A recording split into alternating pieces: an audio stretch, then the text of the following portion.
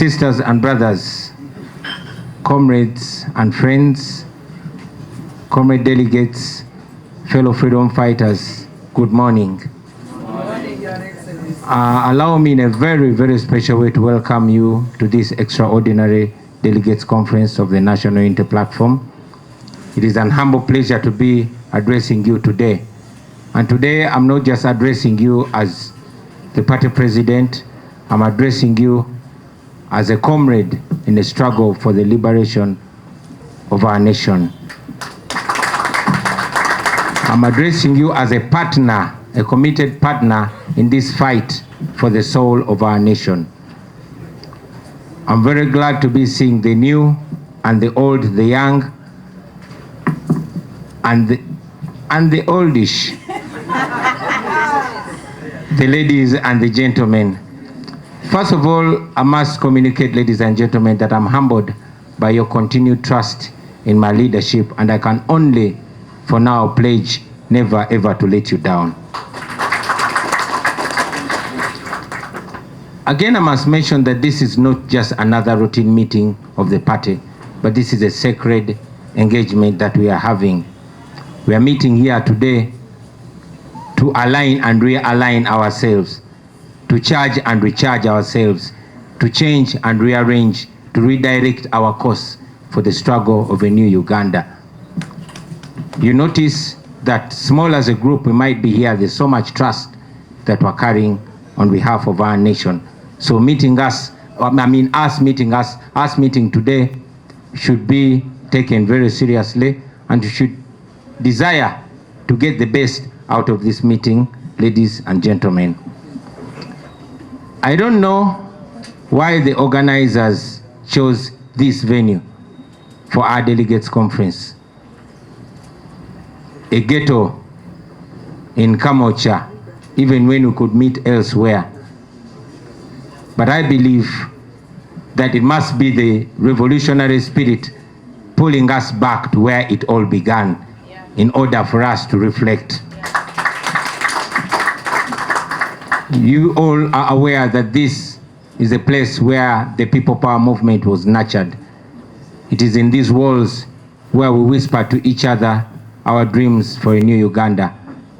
In those walls is where we shared and whispered our fears and uncertainties. And indeed, it's in these walls where we cried together in times where we didn't know what was happening. These humble walls, ladies and gentlemen, might not match those of Kavule, where we proudly sit today. But these walls re-echo our earliest vows of commitment to the struggle for the liberation of our country. And may it remind us as we sit here, may those vibes and those feelings and those emotions be evoked in us today as we hold this, our extraordinary delegates conference. They should remind us of where we started and what exactly we started.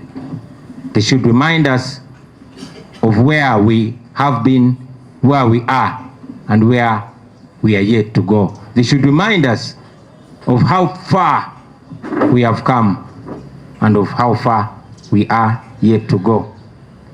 We might be operating in our plush offices in Kavule, but it is right here where the soul of our struggle was born in us. So may that be reignited today as we gather, ladies and gentlemen. You remember it was in this place where we mourned the first martyrs of our struggle, the likes of Rita, Nabukenya, Dani Cheyune, many that we've lost. It is here where we first mourned them. And it's my hope and prayer that their names are remembered forever, and may their souls never rest until we achieve the goal for which they sacrifice their lives for. As a matter of fact, allow me at this moment to ask you to all rise so we can pay a moment, observe a moment of silence and pay respect to them. May the souls rest in eternal peace. Amen. And may they keep haunting all of us, waking us up every morning to pursue what they died trying to achieve. God bless your souls.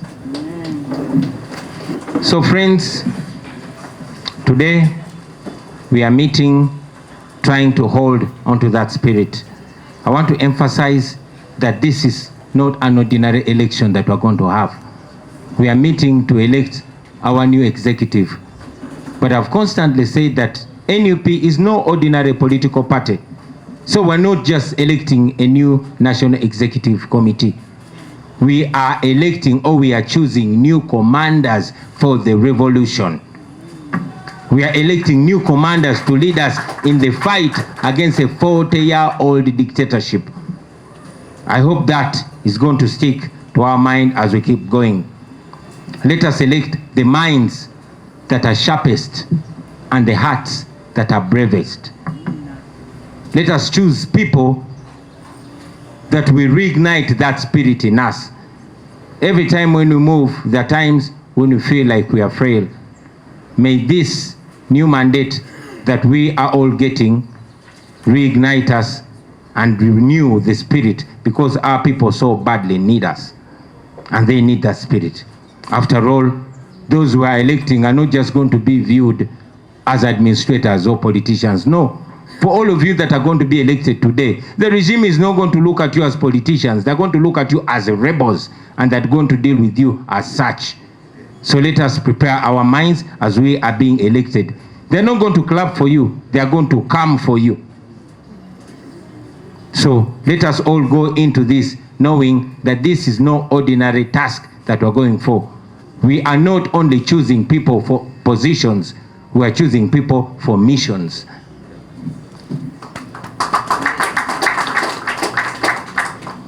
I'm aware, ladies and gentlemen, that it is challenging for us. I mean, we are casting our votes today. Many are running. But most importantly, to you who are voting, I want you to look at two things. Number one, ask yourself a question. Which candidate is best suited to organize us, to lead us, and to inspire us? That candidate that you are voting for, how able are they to organize, to lead, and to inspire others? Those are questions that we should go asking ourselves as we go to vote for those our comrades. That candidate should be able to serve and advance the struggle to our next level. That candidate should be resilient. That candidate should be disciplined. That candidate should be the embodiment of the values that we sing about every day. That candidate is going to be a representation of us, including myself, wherever they go. So when we are choosing, let that be at the back of our mind. Number two, ask yourself which candidate will not be silenced when threatened. Will that candidate not sell out when they are tempted or when they are presented with goodies? Those are questions that we, the voters, must have even within ourselves as we go to choose our leaders. I will remind you, ladies and gentlemen, that whenever I've had opportunity to exercise the mandate you gave me to appoint leaders, I've tried to go along those lines.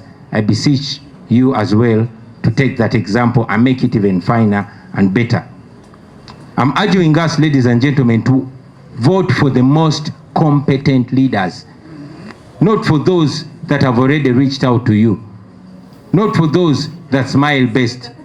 Don't vote just for your friend. Don't vote just for the most good-looking, and I'm not attacking the good-looking ones here. But go for somebody that will most represent us, because that person you're electing is going to be the real NUP representation. So let's go for the most competent. It does not matter whether that candidate is a senior in rank or in social status. It should be the embodiment of the values and the understanding of the struggle that we are advancing. So during the harmonization, and I must mention this, ladies and gentlemen, I was deeply, deeply moved by some comrade. And one example is here, Honorable Mwada Nkunyinji from Chadondo East, a highly respectable person, a member of parliament, But he saw it moral to seed ground for a tiny Sassy Marvin. And I'm choosing to call him that because he's my friend and he knows I'm a boxer. But I want to salute you, Honorable Mwada, and leaders that have done the same, the likes of Honorable Susan from Buvuma and others. That is a moral spirit. This gesture, unlike many others that I've not mentioned, is the true meaning of revolutionary humility and sacrifice. Ceding way does not mean that, you're weak or you're scared of the race. No. It means patriotism. So, the rest of you comrades, those that are contesting, I want to once again say it, that if you feel that in your conscience that the position that you're vying for, you are vying against somebody that's more suited, it's only moral, to cede ground to that person. I think it does not project you as weak, but it projects you as revolutionary. It projects a different kind of morality in you. But also, I must mention in the affirmative that if you feel that taking on leadership strengthens the revolution, if you feel that you have something new, something vibrant to offer, then go right ahead and rise to the occasion. After all, that has always been my call. Rise to the occasion and present your talents. That is what we want as a nation. That is what we want as a party. Stand up and be counted. After all, if you don't show up, nobody will see you. If you don't speak up, nobody will hear you. And if you don't present your talents, nobody is going to know that you are capable. So, make the right choice. Don't be intimidated. But again, don't be driven by interest. Let us do what is moral. Whatever you choose to do, make sure you're doing it for Uganda. You're not doing it for yourself as an individual. As we prepare, ladies and gentlemen, I don't want us to forget that this is more than an internal exercise. This that we're doing here is a test for a new Uganda. We are preparing leadership. We're preparing ourselves to take government because we are the next who are going to be in charge of this, our country. Yeah. So the sooner we are convicted about that, the better. This that we're preparing a government. We are organizing and building the future ruling party of Uganda. So at every step, let us be reminded of that. That time is going to come, ladies and gentlemen. The time is going to come when you take over. Welcome, Deputy President. But when that time comes, the world should see us not just as peaceful rebels, but as builders of a nation. They should not see us only as resistors of a dictatorship, but they should see us as builders of a democracy. We should present ourselves as a group that is ready to take charge, to govern our country and advance it to the next level. Now, to you, the leaders that are going to be elected today, I want you to understand very, very importantly that you're not just assuming party offices. You're not just assuming offices in a party. You're assuming very, very serious command responsibilities. The NUP is no ordinary political party. We are a command center of a revolution. We are non-violent fighters. And that revolution needs leaders. And those are the leaders that we want in you. Those are not ready for the fire. Once elected, friends, I want you to prepare to hold your office, to wear your offices, not as a crown, but as an armor of war. Because we are going to war. We are going to accomplish a war that has been fought by many people that have been resisting this dictatorship for the last 40 years. Once you're elected, you not just be NEC members.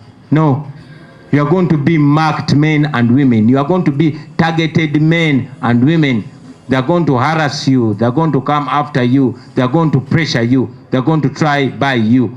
So you who wants to sell out or who is not ready to stand that, please tell us ab initio so that we get angry right from the beginning. Most importantly, you are going to be representing us. And this is what we are, ladies and gentlemen. We are freedom fighters. We are not terrorists. We are freedom fighters. We are not destroyers. We are builders. We don't kill, we protect. We don't hate, we love. Sometimes though, we love the hard way, but we do love. We don't oppress, we resist oppression. Most importantly, we don't negotiate our freedom. No, we don't. We fight for our freedom. To the delegates that are voting today, I've said this before and I want to repeat it. Please reflect on where we began. Reflect on where we are and where we want to go. Please remember, you're not just selecting leaders, you are selecting commanders for the struggle. Yes, because starting tomorrow, these people are assuming command of the struggle. We are fighting against a dictatorship, and these people that you are giving us are doing the same. I've told you that whenever I've had the opportunity, I've gone for those who I feel can be good commanders. Now, it is your opportunity to appoint leaders through your vote. Please follow those lines. It will do us very, very well. We must remember, as we go through this exercise, let's be reminded by the faces of our comrades.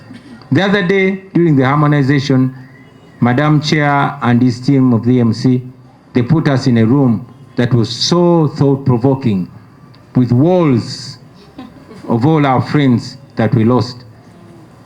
I want to invite you to put the images, the faces of those that we lost, the faces of our comrades that are suffering right now, faces of Achireo, Eddie Mutwe, Bobi Yanga, Umaru Kato, and many others.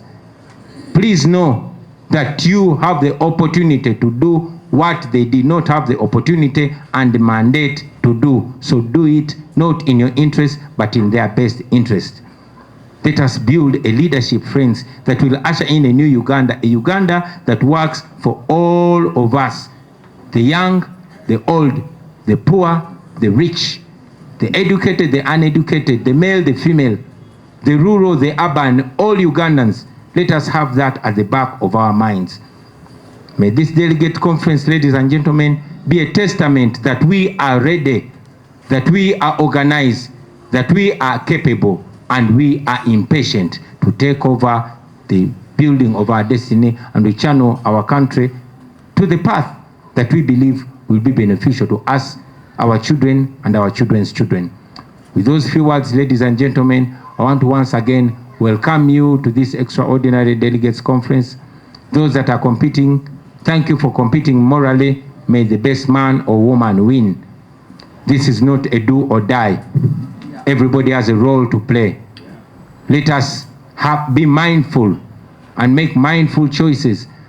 And whoever wins, remember once again that you are not winning a crown, but you're taking on a task where that title, where that office as an armor as you go to war. And let's fight, let us win, because we shall win and we shall build a new Uganda. Let us conduct ourselves in such a way that one day, 2, 3, 4, 5 years from now, we shall look back and remember that this was one of the many steps that built a leadership that will have made Uganda proud by then. I thank you very much, and I thank you, Madam Chair, for God and my country.